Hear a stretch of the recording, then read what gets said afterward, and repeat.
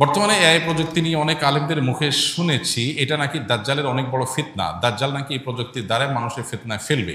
এই কথাটি কতখানি যুক্তিসঙ্গত তা কোরআন হাদিসের আলোকে পেশ করুন, আর এআই সম্পর্কে কিছু দিক নির্দেশনামূলক বার্তা দিন। এআইকে দাজ্জালের ফিতনা বলছেন অনেকে, এটা তাদের গবেষণা, এটা তাদের ইস্তিহাদ, লাহু ফাহাম যিনি বলেছেন। এটা কোনো হাতমি বিষয় না, এটা কোনো কোরআন সুন্নাহ বর্ণিত মানসুস কোনো বিষয় না যে হ্যাঁ এআই এর ব্যাপারে হাদিস কোরআন আসছে। কোনো আলেমের গবেষণা, তার কাছে মনে হয়েছে যে এইটাই আস্তে আস্তে মানুষকে দাজ্জালের ফিতনার মতো বিভ্রান্তির দিকে নিয়ে যেতে পারে। তো কোনো আলেমের গবেষণাকে গবেষণার পর্যায়ে রাখতে হবে, এটাকে ওহির পর্যায়ে নেওয়া যাবে না। এটা হতে পারে, নাও হতে পারে, দাজ্জালের ফিতনাটা অন্য কোনোটা থেকে আসতে পারে। এগুলো কোনোটাকে নিশ্চিত বলার সুযোগ নেই। হ্যাঁ, আমাদের কাছে যদি মনে হয় যে না এটা দাজ্জালের ফিতনা, এটা থেকেই মনে হয় আসবে, তাহলে সেটাকে সেভাবে বলা উচিত, যেটা আমার ধারণা, আমার মনে হয়। মানুষকে সতর্ক আমি করতেই পারি, বাট নিশ্চিতভাবে আমি বলে দিলাম এই রাইট আমার নাই, কারণ আমার কাছে ওহি আসে নাই, এবং আমি এটা বলতে পারি না অন্য কোনো ওয়ে থেকেও দাজ্জালের ফিতনা আসতে পারে। তবে এটা ঠিক যে এটা এক ধরনের ফিতনা এবং বিভ্রান্তিতে মানুষকে ফেলে দিচ্ছে, উম্মাকে ফেলে দিচ্ছে, এবং নানাবিধ ফিতনার দুয়ার উন্মোচন করছে। ফিতনা কোথায় গিয়ে ঠেকবে, কত বড় আকার ধারণ করবে, সেটা আল্লাহু আলাম। পাশাপাশি এর ব্যবহারের কথা বলেছেন। ব্যবহারের বিষয়ে এআই দিয়ে যদি শরঈ কোনো কাজ করে কেউ, গায়রে শরঈ কাজ না করে, এটা জায়েজ। এটা একটা টুল বা এটা একটা টেকনোলজি, এটাকে ব্যবহার করে যদি শরিয়া নিষিদ্ধ নয় এমন কাজ কেউ করে, তাহলে সেটা করতে অসুবিধা নেই। কিন্তু শরিয়া যেটা নিষিদ্ধ সেরকম কাজ যদি কেউ করে, প্রতারণামূলক কিছু করলো, কোনো সৃষ্টির অবয়ব তৈরি করলো, এমন কিছু করলো যেটা শরিয়া অনুমোদন করে না, তাহলে সেটা এআই দিয়ে করলেও নাজায়েজ হবে, অন্য কোনোভাবে করলেও কি হবে, নাজায়েজ হবে, হারাম হবে। অনলাইনে গেম খেলে টাকা ইনকাম করলে এবং অন্য কোনো প্রাণিত করলে বা আকর্ষণ করলে এটা কোন কাতারে দাঁড়াবে? এটা পরিষ্কারভাবে গুনাহ এবং নাজায়েজ কাজ। প্রথমত এমনিতেই গেম খেলা জায়েজ কাজ না, সময়ের অপচয়, এবং নানা কারণে সেখানে নাজায়েজ হওয়ার বহু উপাদান সেখানে থাকার কারণে সেটা নিষিদ্ধ। এরপরে আবার সেটা দিয়ে টাকা কামাই করবেন, এগুলো বেশিরভাগ ক্ষেত্রেই মানুষকে জুয়ার দিকে নিয়ে যায়। আর সবচেয়ে বড় কথা হলো এটা টাকা কামাইয়ের শরঈ কোনো উপায় বা পদ্ধতি না। অনেকে আছেন যে অ্যাড দেখে টাকা কামাই করেন, যে অ্যাড দেখলেন, যত দেখলেন তত কামাই করলেন, এটাও না জায়েজ। কারণ এই অ্যাডগুলো যখন দেখতে যাচ্ছেন সেখানে মিউজিক সহ হারাম বিষয় আসছে, আপনি হারামে লিপ্ত হয়ে তারপরে কি করছেন, টাকা কামাই করছেন। এবং এই সমস্ত গেমস ইত্যাদি থেকে টাকা উপার্জন করার এই পথ অবলম্বন করে একটা সময় দেখা যায় অনলাইন জুয়াতে আসক্ত হয়ে যায়। আজকাল অনলাইন জুয়া এটা ঘরে ঘরে জনে জনে হয়ে গেছে। এখন দেখা যায় বিভিন্ন স্পোর্টস চ্যানেলে, বিভিন্ন সাধারণ টিভি চ্যানেলে, বিভিন্ন প্রচারণায়, খেলোয়াড়দের জার্সিতে, বিভিন্ন কিছুতে দেখা যায় যে অনলাইন জুয়ার অ্যাডভার্টাইজ অহরহ, যেটা আমাদের দেশে প্রচলিত আইনেও নিষেধ, ধর্মীয়ভাবেও যেটা হারাম। সেই জিনিসটা এটাকে খুব নর্মাল করে ফেলা হয়েছে, যেন দেখার কেউ নেই।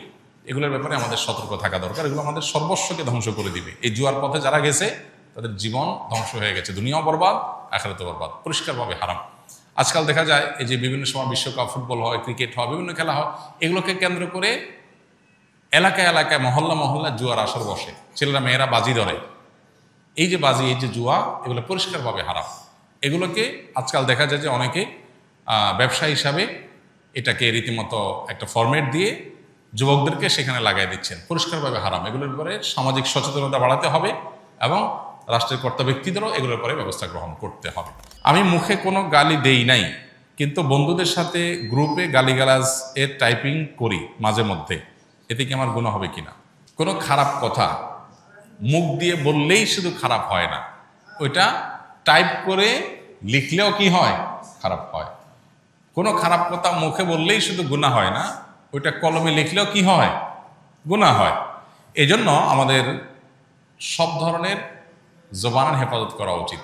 জবানের হেফাজত বলতে শুধুমাত্র দুই ঠোঁটের হেফাজত বা জিহ্বার হেফাজত বা মুখের হেফাজত না। জবানের হেফাজত বলতে আমি যতভাবে এই জিনিসটা প্রকাশ করতে পারি ততভাবে আমাকে হেফাজত করতে হবে। এই জন্য ভালো কথা মুখ দিয়ে বললে যেরকম ভালো, লিখলেও ভালো। আপনি কাউকে মুখে আসসালামু আলাইকুম বললেন, সওয়াব পাবেন। আবার কাউকে চিঠিতে আসসালামু আলাইকুম লিখে দিলেন, মেসেঞ্জারে টাইপে আসসালামু আলাইকুম লিখে দিলেন, সওয়াব পাবেন কি পাবেন না? ঠিক একইভাবে খারাপ কথা মুখ দিয়ে বললে যেমন খারাপ, টাইপে করলেও খারাপ। অনেক যুবকরা আছেন আজকাল নিজে এমনি গালমন্দ করেন না, খারাপ কথা বলেন না, কিন্তু বন্ধু বান্ধবের পালায় পড়ে আড্ডাবাজির পালায় পড়ে দেখা যায় যে তিনি বিভিন্ন রকমের গুনাহে লিপ্ত হয়ে যান। এই ব্যাপারে আমাদের বিবেকগুলো অনেক সময় জাগ্রত হয় না, কাজ করে না। আমাদের বিবেকগুলো জাগানো উচিত এবং বিবেক কাজ করা উচিত। মা বাবাকে কষ্ট দিলে কি হয়, কি হবে? কবিরা গুনাহ হয়। মা বাবাকে কষ্ট দিলে কি হবে? কবিরা গুনাহ হবে। আর কবিরা গুনাহ করলে, মহাপাপ হলে তার শাস্তি জাহান্নাম, আর দুনিয়াতেও লাঞ্ছনা অবধারিত। এই জন্য আল্লাহ তাআলা বলেছেন যে মা বাবা তাদেরকে কখনো ধমক দিয়ে কথা বলা যাবে না, হ্যাঁ, এবং তাদেরকে উফ বলা যাবে না। তাদের সামনে আব্দুল ইবনে আব্বাস রাদিয়াল্লাহু তাআলা বর্ণিত এক হাদিসে আছে, তিনি বলেছেন যে মা বাবার সামনে কাপড়ও ঝাড়া যাবে না, যে কাপড়ের ধুলাবালি এটা ঝাড়বে মা বাবার সামনে, এটাও বেয়াদবির শামিল, এটাও হুকুকুল ওয়ালিদাইন বা মা বাবার অবাধ্যতার শামিল। তাহলে কতটা নম্রতা তাদের সামনে দেখাতে হবে। আমরা আজকাল ছাত্ররা, অনেক ছাত্ররা শিক্ষকের সামনে যেরকম মর্যাদা দেখায়, যদিও সেটাও আজকাল হারিয়ে যাচ্ছে, মাদ্রাসার ছেলেদের মধ্যে এখনো আছে, ওস্তাদের সামনে যেরকম মর্যাদার সাথে বিনয়ের সাথে নিজেকে উপস্থাপন করে মা বাবার সামনে সেরকম থাকতে হবে।